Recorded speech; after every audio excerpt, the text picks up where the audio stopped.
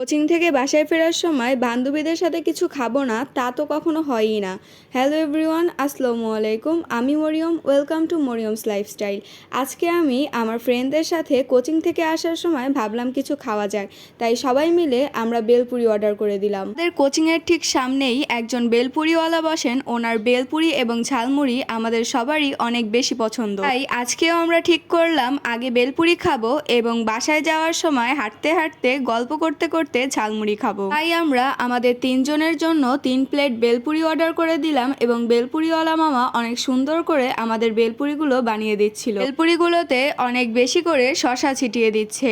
আমার তো বেলপুরিতে শসা খেতে ভালোই লাগে। আমরা 3 জন ফ্রেন্ডের মধ্যে 2 জন অনেক বেশি ঝাল খেতে পারি, কিন্তু একজন মোটেও খেতে পারে না। তাই আমরা 2 জন আমাদেরটায় বোম্বাই মরিচের ঝাল দিতে বলেছিলাম, আর উনিও আমাদের পছন্দ মতো করেই বানিয়ে দিচ্ছে। ভেলপুরিগুলোতে ঘ্রাণ আসার জন্য উপর থেকে লেবুর কুচি ছিটিয়ে দিচ্ছে। তারপর আমরা আরো বেশি ঝালের জন্য উপর থেকে গুঁড়ো মরিচও দিতে বললাম, আর আমাদের কথা মতো গুঁড়ো মরিচও দিয়ে দিয়েছে এবং আমাদের পছন্দ মতো ঝাল টকটাই দিয়ে দিয়েছে।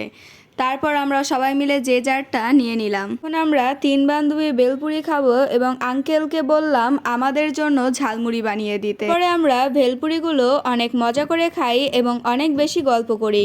খাওয়া শেষ করে ঝালমুড়ি নিয়ে বাসায় চলে যাই।